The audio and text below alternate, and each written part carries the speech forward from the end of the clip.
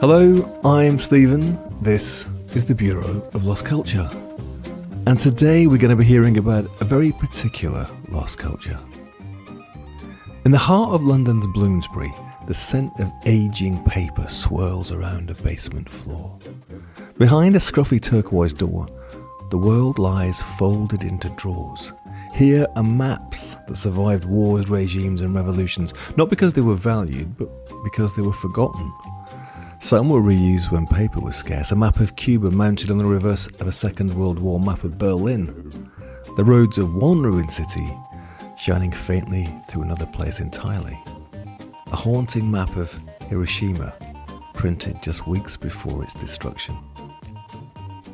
Today we are entering the Library of Lost Maps, and our guide is James Cheshire, Britain's only Professor of Geographic Information and Cartography and a leading figure in contemporary map making. Now, James's amazing book, and it really is a beauty, is The Library of Lost Maps, and it explores a hidden collection of thousands of physical maps in a room at University College London. It's just one example of an analogue culture that's disappearing in the digital age, the map library. But maps, as we're going to hear, tell us what mattered, and they tell us what was ignored.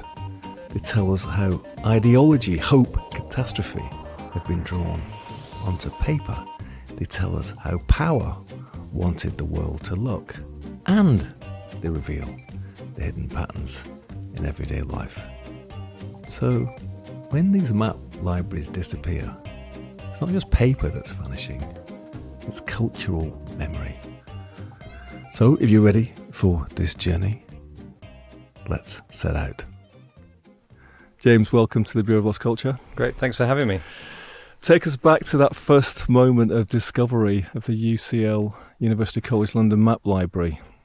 I liken it a bit to, going through your parents' attic or something like that. It's a sort of space where you think, you knew it was there to some extent, in the depths of your consciousness, but then you never look through it in a way that, opens your eyes to what, the contents truly are. So when I started my explorations, it was really suspending the thought that these were just sheets of paper to be disposed of, a problem that needed to be solved, and actually looking at each in turn and asking, who made it, why is it there, what story can it tell? And once you start with that, you build momentum, and suddenly this whole space kind of comes alive and you see the world in a very different light.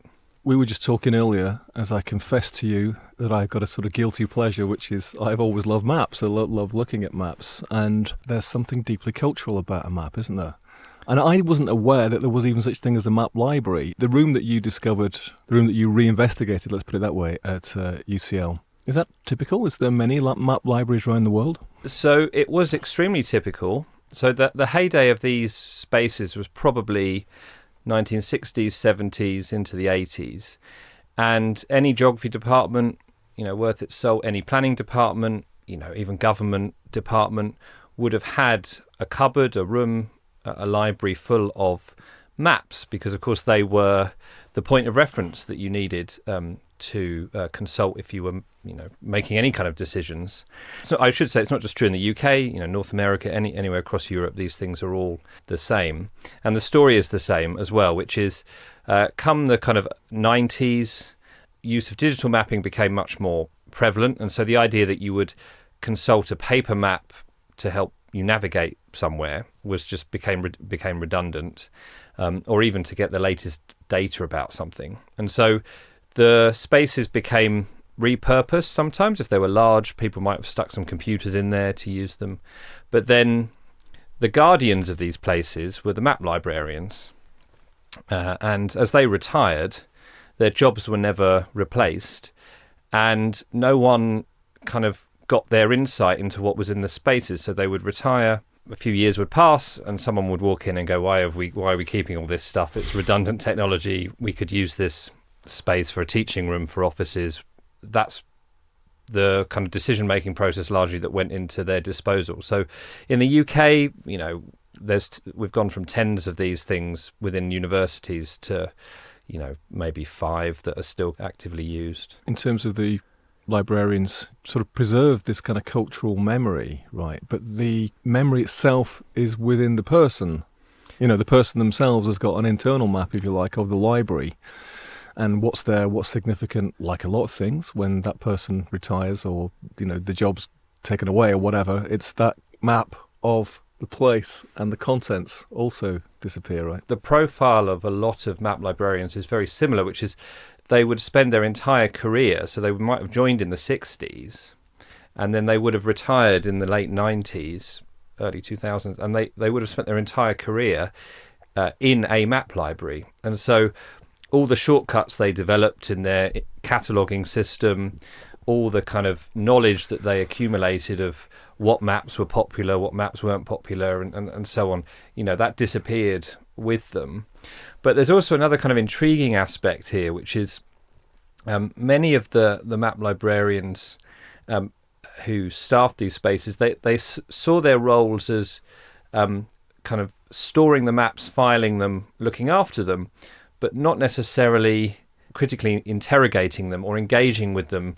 And so actually they didn't always ask the questions, where these maps had come from, what they'd been used for, why it was that we have them in our collection. It was more, well, this is a map of West Germany, so I'm just going to stick it in the West Germany drawer, and then if someone's interested in it, we'll use it. So they never really saw it as their place to make judgments of these maps. And so there's an interesting parallel knowledge there. There's the sort of indexing how to find stuff.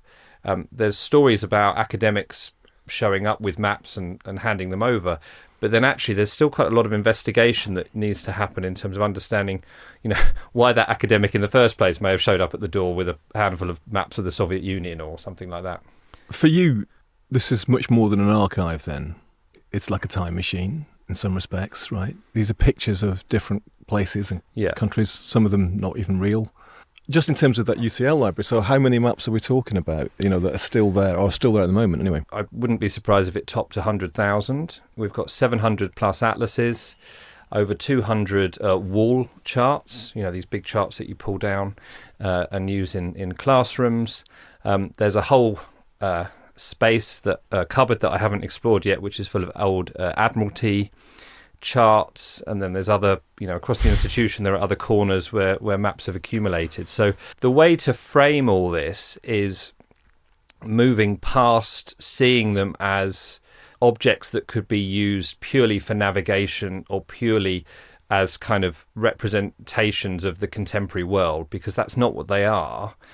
They are largely out of date in that purpose. That I would never recommend anyone look at an old map to navigate, for example.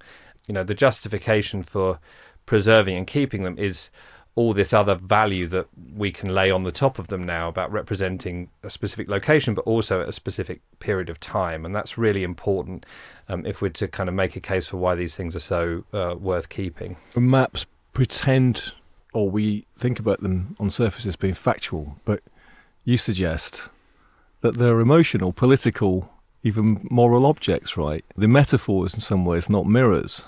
I suppose we think of maps telling the truth. I was just telling you earlier, I've got this 1930s London map and 1936 thing, London's map of the bus routes in London, right? Well, of course, I'm not going to use that map if I want to get a bus from where I live to Hoxton or something. But it's a beautiful image, right? So as a cultural sort of object, it's got its own wonder, right? That's one thing, isn't it? It tells us something else, doesn't it? It tells us about the city at that time and maybe how the city's changed and stuff. So this surface thing about them being, factual representations is just the surface. Yeah, and the London example is a really interesting one, because actually London is a city that in many respects is synonymous with its maps in a lot of ways. The Beck Tube map is part of the cultural identity of the city, and it's the way London presents itself to the world a lot of the time through some of its transport maps.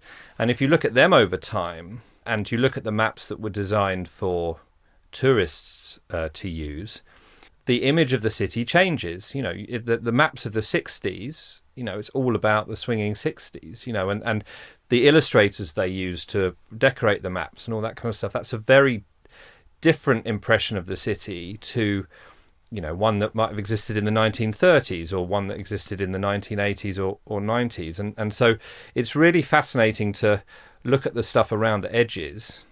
They give a sense of what was valued at that time as well. And I think that that's really important, particularly around things like transport.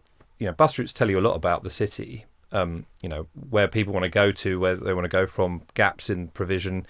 Even just looking at that and asking why there's no longer a route there that once existed, or why there's a greater density of routes there today, that tells you a lot about how the city has changed over that period of time. I live in quite an old part of town, and I'm always fascinated to see maps of that bit of town, because it is an old bit of town. It's not just maps, it's actually these kind of related things sometimes, which are these sort of strange perspectives drawn by people, you know, like Hans Holler, you know, in the 17th century or whatever. And you can see fields, marshes, and then at some point some industry came along. There was a glue factory, for now it's, you know, City of London housing, right? There's something about that kind of palimpsest of these layers of culture, one on top of each other, which still, when you walk around the actual streets, you see poking through, you know, maybe in a street sign, there's little bits of things left, sure, in, you know, most old cities too, right? They're these kind of cultural objects, but we haven't valued them as that. We read books critically and culturally, but rarely maps. Why is that? I mean, have we just forgotten? Have we just not realised? I don't think we've forgotten, because I don't think maps have ever been read in that way. And the reason for that is, you know, the reason you would buy a map, or the reason it would be sold to you or created, was it was an unapologetic representation of truth. This is the world in this location.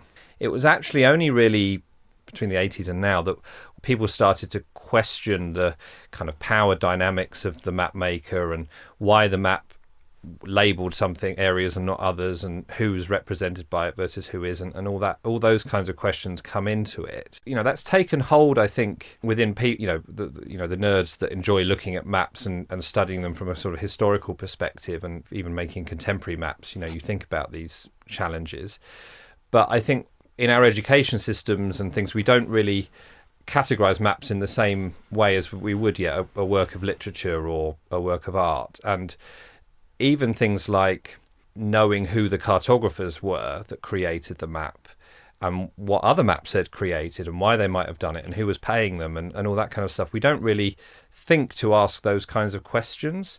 Coming back to making a case for saving these objects, that's really a core part of it. You know, these are examples of objects that, you know, are tangible, that were created by human beings, that tell us something about the world, but also how people wanted to see the world. These things don't change if you're looking at a digital map as well. You know, the fundamental challenges are identical with how you represent the world digitally versus on paper. Obviously, the technology you do it is different. But that's something I'm worried that we're going to forget, because people view, say, that, I don't know, a Google map on their phone as something that's impartial, when actually it's not at all. So that kind of ties into the fact that, you know, maps to some extent are works of fiction as well, as not fact, as you say, by the cartographer. What are they going to emphasise? Of course, you just reminded me of those wonderful but also slightly poignant poverty maps of London, you know, where the poorer areas are shaded in darker and darker and darker, right? And it gives you this understanding of the city in a completely different way, particularly now where, say, an area which was one of the darkest blues, one of the poorest areas, might now be a sort of super gentrified area, right, say in East London. But I mean, let's talk about manipulation then, because maps obviously have been used as propaganda. Borders have been drawn where people wanted them to be rather than where they were. I just came back from South Africa, and just looking at a map of Africa, it's really strange because you've got these right angles and vertical and horizontal lines cutting through this landscape, which obviously bear no relation whatsoever to topography, right? And you've got maps which erase communities. So maybe talk a little bit about that, about how propaganda and power and manipulation has been used in some of the maps that you found. Yeah, there's lots of different levels of this. You can see things that are overtly propagandistic. You may see maps of the Soviet Union that celebrate the union of nations that have come together to form that entity. And of course, the representations of the people in those areas probably didn't reflect what their beliefs were about the USSR, but they're bright colours and they're sort of celebratory in many respects.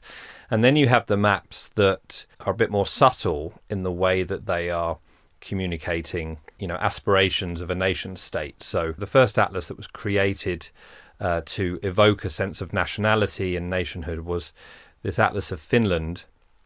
And that was created at a time when Finland was still part of Russian Empire. And they chose to show their border to Russia as an international border. This isn't a thin line, this is a thick line between the two. That was them saying, we want to break away. It was banned in Russia. It was that controversial. If you look at it without that history, though, you may not appreciate how powerful that statement was.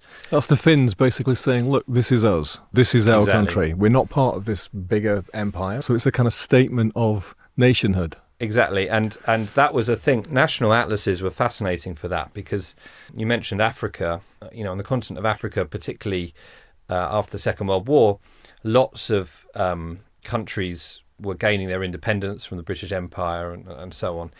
And the first thing a lot of them did sort of cartographically was create a national atlas. So, you have the National Atlas of Kenya, or places like that. And they were kind of historical colonial mapping projects. They were still built on that infrastructure.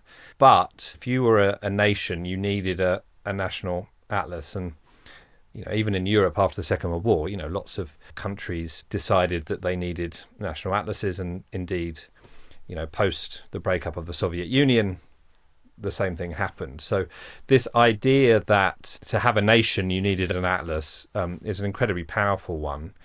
And again, it's the sort of thing that still happens today, but in much subtler ways. The way that countries dictate the borders you see on a digital map may not be immediately obvious to you if you're located in that country. And it's only when you compare them that you see the differences. Since Trump declared the Gulf of Mexico the Gulf of America, I'm assuming that they're going to change that on maps. On Google Maps, you'll see the Gulf of America. You might see Gulf of America, brackets, Gulf of Mexico. Depending on where you are, you might just see Gulf of Mexico, or you might see Gulf of Mexico, brackets, Gulf of America. There's all these certain standards applied to sort of naming conventions that basically reflect what national governments insist on.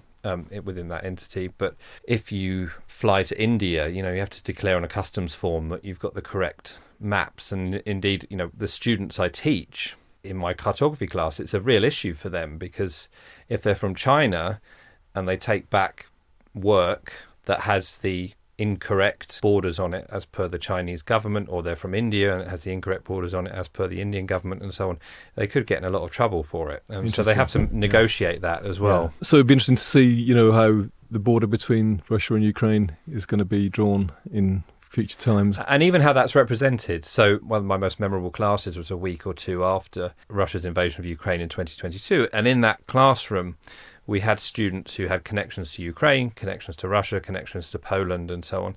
And there was a very vibrant conversation, about how is it represented. So somewhere like Crimea that was annexed in 2014, Ukrainians would argue that on a map, that deserves identical status as the Donbass region, for example. The way you map those two things, they're both illegally annexed parts of Ukraine, and so they need to be shown in the same way. Whereas media organisations tend to sort of differentiate between those two, because they'll say Crimea, okay, it was annexed, but it was a long time ago, and that somehow is now closer to Russia than the areas that are currently being fought over. So it's really fascinating how, something as subtle as that, if you're an outsider to it, you may not notice it or think about it, but if you're living it, it's so important. So important, yeah. On the kind of linked subject then, let's talk a little bit about the sort of military map. And, we were just discussing earlier about these maps of London that the Soviet Union were preparing. This is obviously during the kind of Cold War era. The Soviet embassy was subscribed to the Ordnance Survey, so they're getting all the maps of the UK on big scale stuff, which, right the way down to showing fences in fields and ancient monuments and stuff. But they were adding their own things to it, which was significant to them. And then, of course, adding Russian text, right? Yeah, so in the case of the Soviet maps, that their basis was Ordnance Survey mapping. Copying was something that happened all the time. One of the most interesting things I found, actually, the map library is absolutely packed full of tourist maps, sort of the free maps you got from hotels. My presumption was that this was because, it was academics going on holidays and bringing them back. But they all had ex-Ministry of Defence stamps on, which I thought was interesting. Anyway, I spoke to someone who worked doing mapping for the MOD in the 70s and 80s, and he said, oh yeah, tourist maps are great because they were the most up-to-date, most detailed maps you could get of a city. So we just took them in, as many as we could, and we copied them, and they would have tweaked it. Everyone was doing it. So the Soviet Union would copy maps of Ordnance Survey, and then they might add on things about depth of water, and the River Thames around certain pontoons and things like that. They definitely had someone on the ground who was adding value to those maps. So it might be tactical things which were important in case of an invasion, potentially, I suppose. Or we all know that there's tunnels under the Thames linking MI5 and MI6 and stuff like that. So I guess those things would be more important to them than to your average tourist, right? Exactly. So in the Soviet case, it was a lot about industry. So where factories were and things that, in the event of taking over British Isles, that would be the infrastructure they could use. And you mentioned the translation. That was interesting because it's phonetic. So the way that they label places on maps was, they weren't doing a sort of direct translation. They would sound out the words of the places that had been labelled. Again, it's kind of interesting. Nowadays, we think of espionage and spying and hacking and all this stuff around digital infrastructure. But in a world where that never existed, you were literally shifting sheets of paper around, so that they could be copied and reused. Similarly with some of the German Nazi maps, right? Yes, the Nazis were really sophisticated in the way that they approached mapping, and indeed they caught the British out at the start of the war. One of the things Churchill was very concerned about was the lack of geographical intelligence that we had, and so there's a lot that was invested in it. But the way that the Nazis operated this was that they would create handbooks for pretty much every country you could think of, and within that handbook you'd have detailed maps. In the case of Britain, they may well have been Ordnance Survey maps. On the island of Ireland, we've got a map that has the different types of terrain you would encounter along the coastline. Is it soft sand, mud, cliff faces, those sorts of things, of course, useful for an amphibious landing. But the other thing that's interesting is they're packed full of cultural information as well. So photographs of the seaside and British people going about their daily lives, and sort of pen portraits and anecdotes associated with that. So there was the sort of cartographic aspect, but it was supported by quite thick booklets full of cultural information. The other thing I found is fascinating was a Luftwaffe bombing guide for southern Britain. So this was like the manual that when they were dispatched on different missions, they would look up, the grid reference of the area they needed to get to, and it would have aerial photography and things like that of how to get there.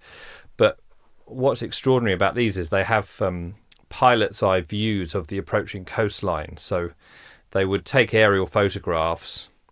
They would then carve out the terrain in plaster and wood. They would carefully stick the aerial photographs on top of the terrain, and then they would rephotograph it. And that would kind of give, the Google Earth view of approaching the coastline of Brighton or something, so that the pilot could already automatically orientate themselves. And that kind of, that was real technology at the time. And it gives you a sense of just how much was invested in cartographic materials, really, during the war. Moving towards the end of the war, I think one of the most emotionally charged maps that you came across is this map of Hiroshima, printed just weeks before the bomb was dropped. Yeah, that map is a really good example of why context is so important to looking through these collections. So if you take it at face value, you would say that's one sheet of several hundred that is stuffed in a drawer, of US military copied maps of, 1940s Japan. Why do we need that?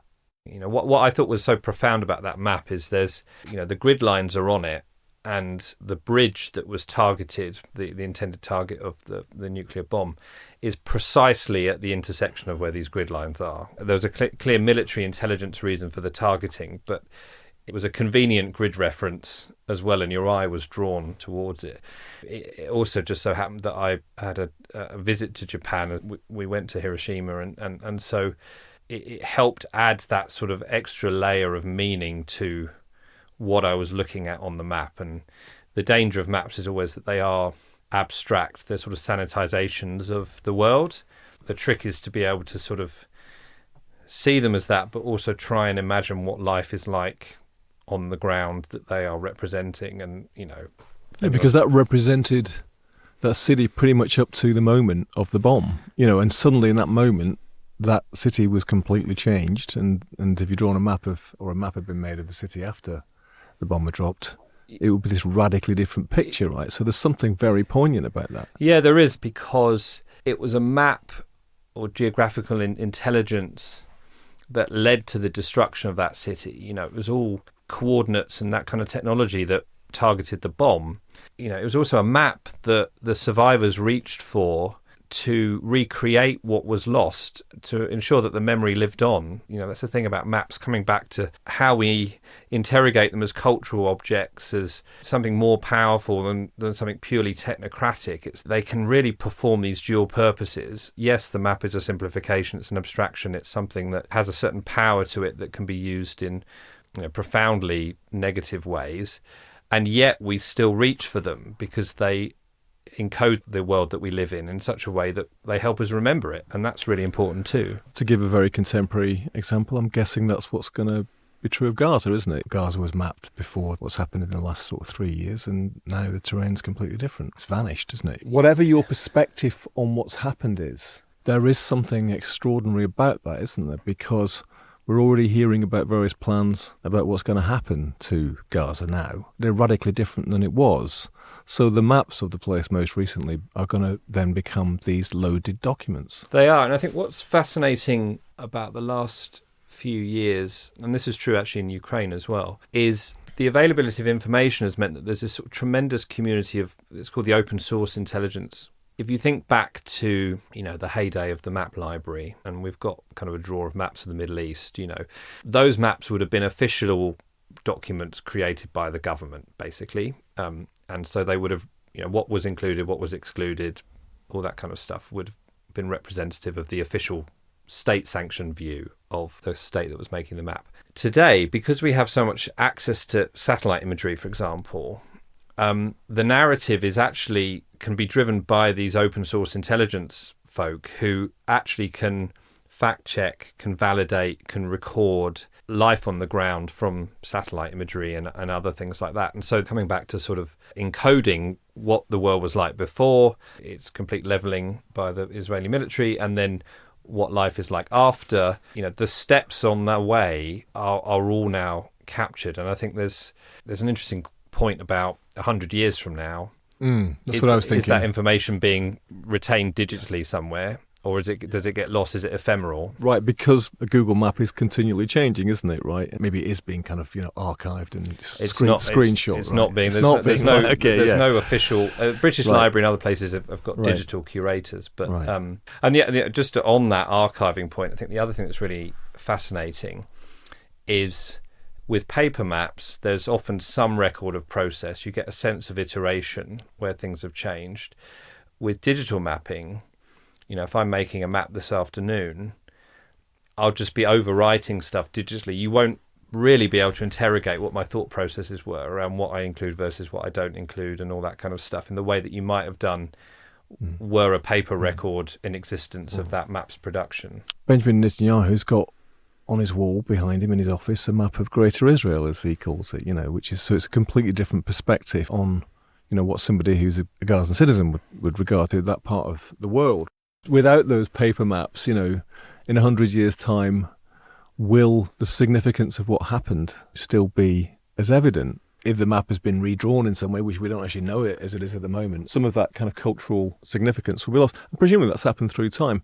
I mean, we have this phrase, don't we, wiped from the map. It's a sort of phrase which is, used as a metaphor for other things too, right? Yeah, it's a broader issue around kind of how the digital world is actually recorded, because actually as a result of the data that's available, actually things like data journalism has meant that the kind of use of maps in storytelling around what's happening in Gaza, for example, is much more profound than it would have been 15 years ago. I was talking yesterday to my students were picking out maps that they found particularly inspiring, and one group actually picked on a story that the Financial Times had done about building destruction in Gaza, and the way that the map is knitted into narratives of people that are on the ground and the data and stuff. Actually, we are entering an era when what you can do with maps now is you can knit them really closely with personal narrative, with images. And yeah, because the map now can be interactive, right?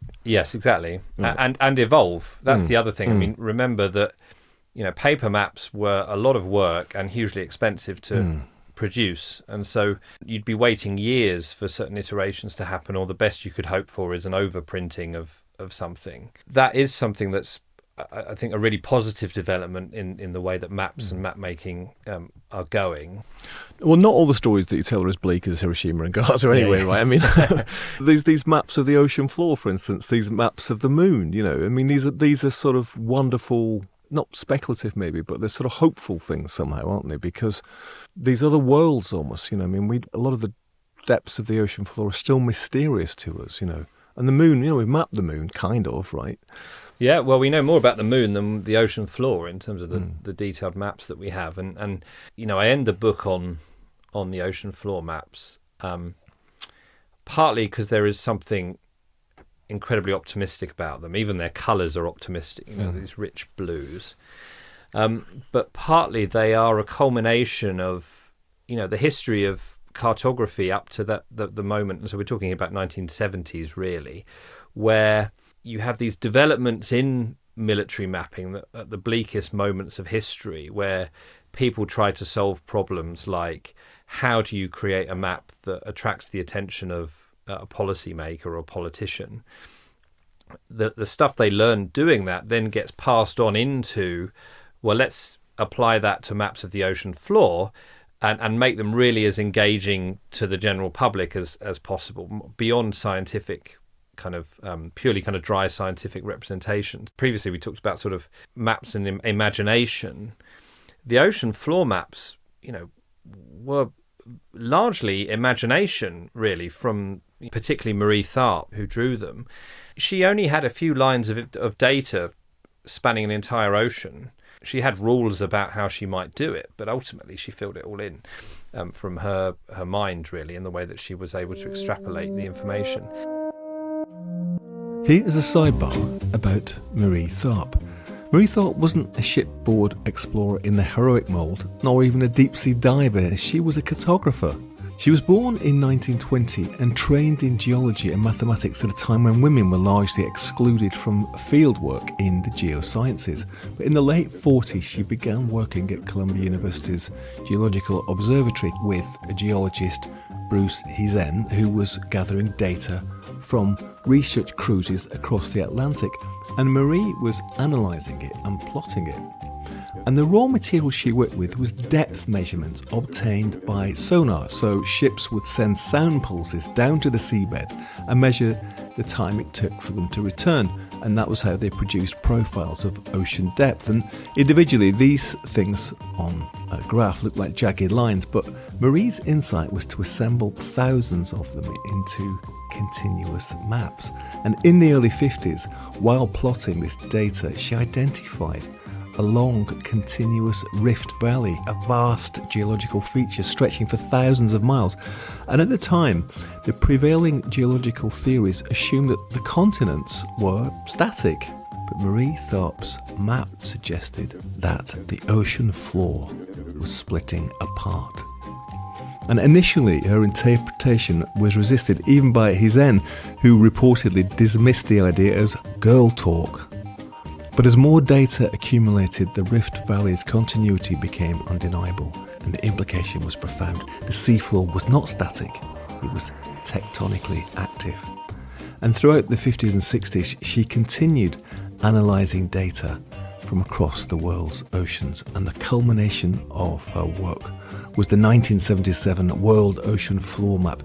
And this panoramic map rendered mid-ocean ridges, abyssal plains, trenches and fracture zones in dramatic shaded relief. It's a beauty. And for the first time, the global mid-ocean ridge system appeared as a single interconnected feature, a planetary seam encircling the Earth. Marie's maps reshaped humanity's imaginative relationship to the ocean.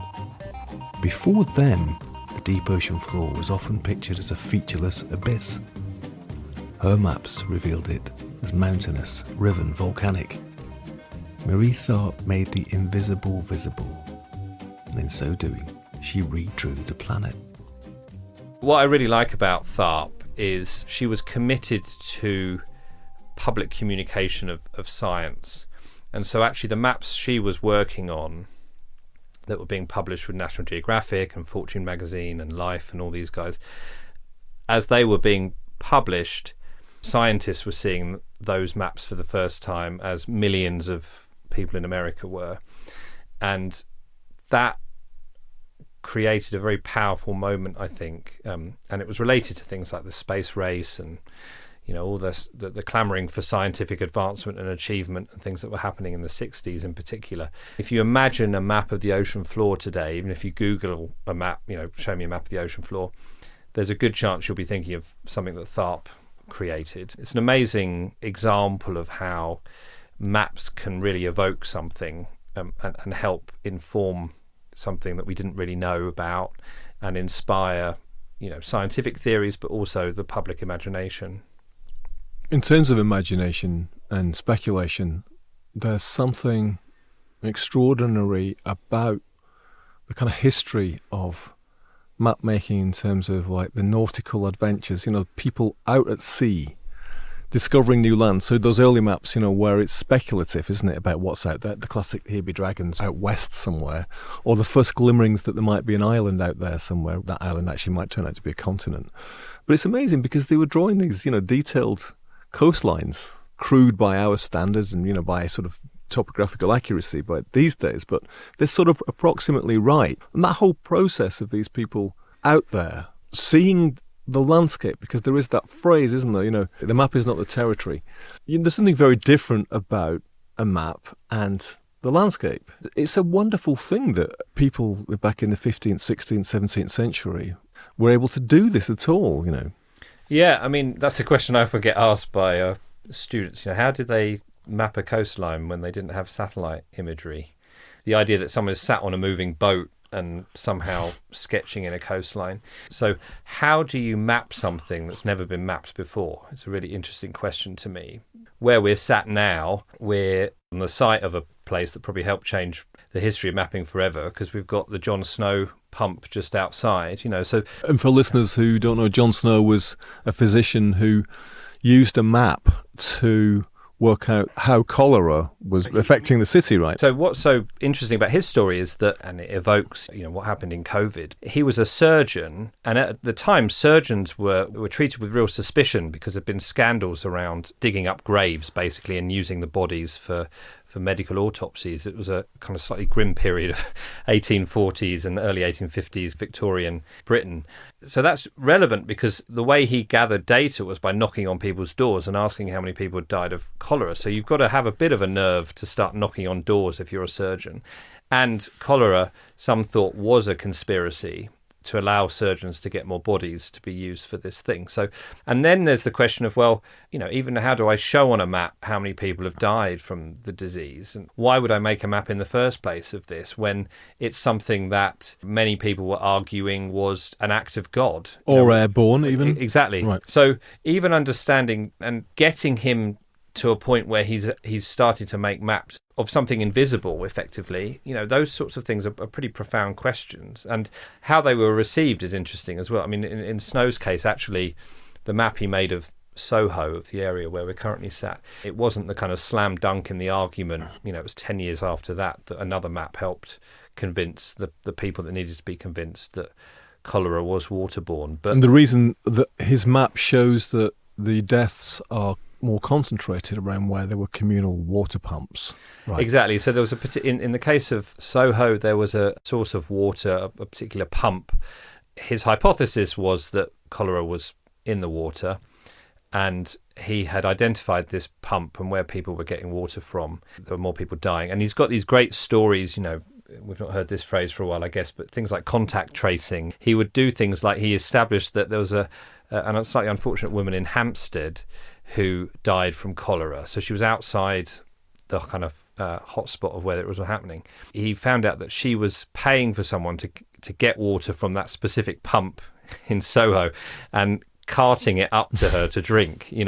Ouch. And again, what was the building adjacent to where we are was a brewery. The people who worked there were getting portions of beer, and the alcohol was sanitizing the water effectively, so they were less affected by cholera if they worked at the brewery. So there's all these kind of fascinating things, but you have to place yourself in the shoes of the person doing it all for the first time to really appreciate, I think, how profound it was. Coming back to the theme that we don't give maps enough thought about their creator or about what it was to make them in that period of history and so on.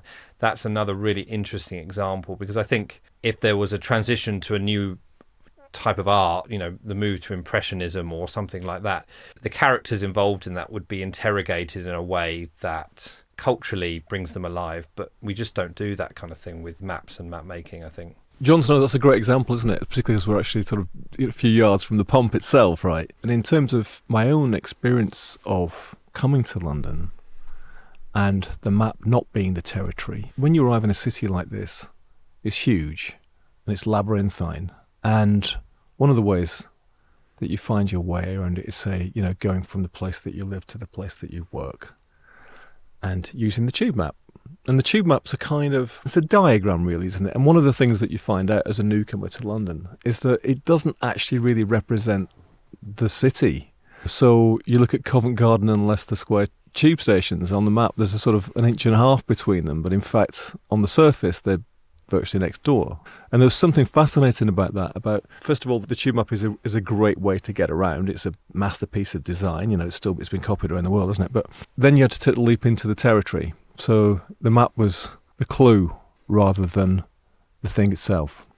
Yeah, and I think what's so interesting about the Beck map is how London has really clung on to it as a really important part of its identity. So Transport for London have sort of messing with it a bit. A whole load of extra colours have been added for new overground lines coming in, and then IKEA at one stage sponsored the tube map. They paid paid thousands of pounds to locate IKEAs, and that's a really interesting example, because I always found it amusing that IKEA thought that you get the tube to one of their large stores and you buy a wardrobe, and then how do you get it home? You're not carrying it home on the tube. Yeah, that's true. You can maybe get one of their sort of kitchen scrubbers home. That's about it. Yeah, and so and they're renaming certain tube stations based on advertising and that sort of stuff. And the visceral response from Londoners about it is always fascinating to me. People get annoyed when you mess with it. And so it is embedded culturally in the city, but you're right. I think navigationally it's not terribly useful if you're trying to walk around central London. Again, this sort of in the era of the digital, the fact that few people actually consult a tube map now, I suspect, to plan their journey. It'll be a journey planning app that will give you the details you need. Even when you're navigating around London, you're looking at your phone and following the directions on your phone rather than the sort of bird's eye view you may have had of an A to Z map or a tourist map of the city. And so with that, it's great if you're trying to get somewhere quickly. But I think if you're trying to discover something, or through happenstance stumble across something, or just locate yourself within this sprawling city, it's very hard to do with a phone. And I think that's, for many people, that's a real source of pleasure. And you lose that if you're committed to absolutely. that. I mean, in terms of the psychogeography of the city, and to make decisions, sometimes using maps, or you make a decision that you're just going to turn left all day. Here is a sidebar about psychogeography. The Situationist International was a small collective formed in 1957 by artists and theorists who felt that post-war Europe had become spiritually and imaginatively anaesthetised. Cities were being rebuilt along rational, technocratic lines. Life was increasingly organised around work and consumption. For them, the modern city didn't just house capitalism, it trained people to move, behave, and desire in predictable ways. One of their central ideas was psychogeography, which, according to Guy Debord, simply meant paying attention to how places make you feel and how streets, buildings, and neighbourhoods subtly steer your mood and behaviour. A financial district feels different from a back alley. A boulevard invites a different pace than a housing estate. To explore this, they practiced the dérive, the drift. You set aside your usual purpose, so no commuting, no errands, no sightseeing, and wander according to impulse. Turn left because the light changes, follow a sound, avoid a square because it feels oppressive. This wasn't random strolling, it was an experiment in attention. By drifting, they tried to sense the hidden emotional contours of the city, where energy pooled, where it stalled, where invisible borders ran. And this led them to rethink maps. Official maps present the city as clean, continuous and logical, but that isn't how it feels to move through it. So Guy Debord made the naked city by cutting up a standard map of Paris into fragments and rearranging them as separate islands linked by red arrows. Those arrows marked psychological currents, how one might actually move when drifting. The result looks disjointed, almost broken, but that was the point. The lived city is not the city of the tidy map. This cutting and remixing was part of a broader tactic called détournement, hijacking existing materials and turning them to new ends. A map, an advert, a comic strip, anything could be lifted and rerouted to expose the assumptions beneath it. And by dismantling a city map, they showed that what seems fixed and natural is often just ideological. So the drift was both playful and serious. It interrupted habit. Walking without purpose became quietly subversive. It allowed new situations to emerge, unexpected encounters, shifts in atmosphere, altered perceptions. The Situationists treated the map not as a static record of space, but as a creative instrument, something you could slice apart and reassemble in order to imagine living otherwise. Digital mapping is amazing. I mean, I was in Cape Town a couple of weeks ago and, I'm marvelling about the fact that I can find my way around a city that I've never been to. It's incredible, who doesn't value that? But the analogue, the map library that you investigated, that you've written about, is these paper maps. And I think the other thing which is interesting to me is, how paper was reused and overprinted. It's repaired. It's improved in sometimes, and it's got this kind of recycled aspect to it too, right? Yeah, and because it was kind of valued, right? And there was no money often to pay for these things. The early pioneering initiative around that was actually during the First World War, where they realised that they couldn't print enough maps quickly enough of the changing trench dynamics and things. So they created a whole sort of system of basic kind of simple maps that then could be printed at scale, and then they would run them through an overprinting machine just to give them the kind of latest locations of trench lines. And then, the thing about the Second World War is literally billions of maps were printed, and you went through a period where our head of department at the time comes back and says, well, hang on, everything we've got has been bombed out, or we've damaged it and lost it when we moved it away. I'd need, in today's money, tens of thousands of pounds to replace it all. But there's nowhere I can buy it, because it was either classified data still or hugely expensive, or they weren't printing it. And so there was this concern that there wasn't enough maps. And then all of a sudden, they raid all the military stores of the Germans and the Axis powers, and they're getting literally tons and tons and tons of these map sheets coming back. And so you end up with a situation where one copy is potentially valued and used as a ongoing resource, but then if you've got 5 or 6 copies of something, the paper's still valuable, so why not remount it or put something else on. So that in the introduction, you mentioned the map of Cuba. It's one of my favourite examples of this vast map, about over a metre across, of Cuba, printed on sort of tissue paper. And so at some point, a map librarian has said, well, this isn't going to last, but hey, we've got a big pile of maps of Berlin that are printed on canvas. Right. Why don't we just make use of them? They're no use to us. Coming back to what's so great about paper maps, actually, there's this really thriving kind of arts scene, in a way, of people actually using maps. You talk about kind of cutting up maps and reconfiguring them and things like that. And so, even if vast quantities of paper maps still exist, and they're very easy to come by, repurposing them in that way, I think it's a fantastic opportunity. I've got a little story for you, as listeners probably know, because I talk about it quite often, is that I've got a project which is about underground and forbidden music in the Soviet Union in the Cold War, and the bootleg records that were made on repurposed X-ray film. Well, actually, one of the things that I found out in my research is that quite early on, the bootleggers were using map films. So these are military maps which were printed on film, presumably because they're more robust than paper. And after the Second World War, they'd got hold of these and were cutting them into discs and cutting music on them, right? Okay. But what happened quite quickly was that it was already pretty risky to be making bootleg records of, say, jazz and rock and roll in the Soviet Union at the time.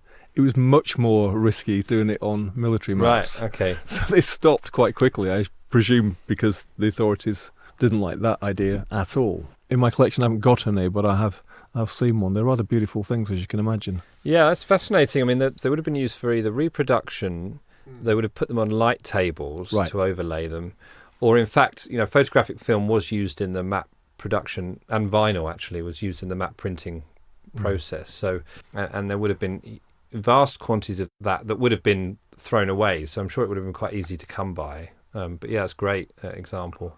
Don't know what they sounded like. That'd be interesting to know. But the sensory experience, the smell of the paper, the weight of this stuff, the sort of tactile, the unfolding of the sheets, that's a wonderful thing too, isn't it? We see that across the culture in terms of analogue is still being valued, and certainly in terms of music, for instance. There's a fairly healthy vinyl industry going on, isn't there? And, friends have been telling me that the printed thing is coming back, people's valuing books and stuff. And for you, there is something about the pleasure of the object itself. And you're a bit of a collector, aren't you? I mean, have you got a huge towering map library of your own at home? So firstly, yes, I am very much a sort of collector. Fortunately, I'm someone who has quite niche interests in terms of things I find engaging about maps. So I reassure myself that I'm not spending vast quantities of money, but I think if you sum it all up, it's probably quite a lot. But that tactile tangibility thing is fascinating to me, because it's what ignites students so much when they come into the space. If you consider these students were born in like 2005 now, 2006, some of them, they've never been in a room full of drawers, and they've never held a paper map by and large. And the fact that these things are so different in size and colour and all that kind of stuff, you see it kind of ignite them. And then the other thing actually is what I've tried to do with the book is, as best I can, capture something that is a nice object. It's a hefty thing, but it's quite heavy, and it's on nice paper. And I've invested a lot in the photography. I've got it here, and pleasantly weighty is how I describe this book. That's one of the things I'm trying to evoke as much as I can within the book, and give it a slightly tangible, tactile feel, because I do think that is what's unique. The asset I have is a room full of tangible objects, and so I want to kind of share that as much as I can with the readers. And also described it as a room full of stories. Is that map library at UCL safe now? I mean, partly as a consequence of you writing about it and talking about it. Are these map libraries disappearing? And is that particular one, you think, now more likely to survive as a consequence of what you've been doing? So map libraries continue to disappear. I've encountered places that are disposing of maps. Some are more careful than others in the way they're approaching it. In terms of the UCL collection, I would say it's complicated. I think there's certainly been a greater awareness of what we have thanks to the book. It needs a really strong argument, and this is depressing, but frankly why a large piece of prime real estate in Bloomsbury in central London should be maintained as this room when there's demands for space and other things that are happening. The case has to be why the room in its original state is so much more valuable. It's kind of greater than the sum of its parts than, oh, well, why can't we just take all these and file them off-site somewhere? So a few places haven't disposed of their maps, but they're in off-site storage. You know, no one knows what to do with them. So the idea that this is a special place that demonstrates how we once viewed the world, and there aren't many of these left, and even in their heyday, this was one of the best university collections out there. That in itself is worth saving, and we need to find out ways of getting people into it to enjoy it, rather than viewing it as kind of real estate, which is kind of how the university unfortunately has to operate nowadays. Out of all those wonderful maps that you have been looking at in that hopefully not lost library, is there one particular that stands out for you or is kind of emotionally significant? I knew we had something special when I found we had both volumes of this atlas that was produced in the 1840s by a German cartographer called Heinrich Berghaus. It's called the Physikalische Atlas, but that was the first atlas that mapped data rather than sort of places and topography, and came up with ways of showing climate and population and disease and all these sorts of things for the first time. When I discovered we had that was a real moment for me, because one, it anchored me to the exact point when my ancestry cartographically began, but also it made me realise that this wasn't just a generic collection of Ordnance Survey maps. There was something special in here to discover. Are you very good at finding directions? Do you ever get lost? I've got a pretty good sense of direction. My wife and I were talking about this the other day. You know, we can do a walk once and I'll remember it, 5 years later, pretty much. And so I do think in that way, which certainly helps a lot when you're going through tens of thousands of maps in a dusty archive. Well, James Cheshire, thanks for finding your way to the Bureau of Lost Culture. Thanks for having me.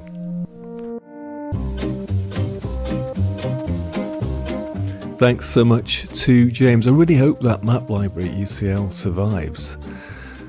And if it doesn't, at least he has written about it and shown some of its contents in his wonderful book, Library of Lost Maps. Links to that in the show notes. Now, it's probably pretty obvious from that conversation that I am a map lover, not to say map geek. I remember when me and a friend used to hitchhike around England as teenagers, going to festivals and prehistoric sites. We'd carry a road atlas with us to find our way. I mean, this obviously in the years before you had maps on digital phones. And in the long pauses between getting lifts, we would study the map, partly just to amuse ourselves by finding places with silly names, and there's a lot of them in the UK. But partly also just the fascination of seeing how these different bits all fit together and connect with each other. And I can still spend a happy hour poring over a large-scale OS map. I'm still quite capable, nevertheless, of getting lost, even in London. Well, I hope you lost yourself in this conversation. Thanks for listening. Thanks to Richard, Basil, Valentina, Nick, Lauren, Scott and Fiona, who've written recently with suggestions, appreciations or encouragement. That means a lot. You can join them. BureauofLostCulture.com. I will see you further down the road, over the hillsides and round the bend for more tales from the other side. You won't need a map to find us. We shall be here. See you then.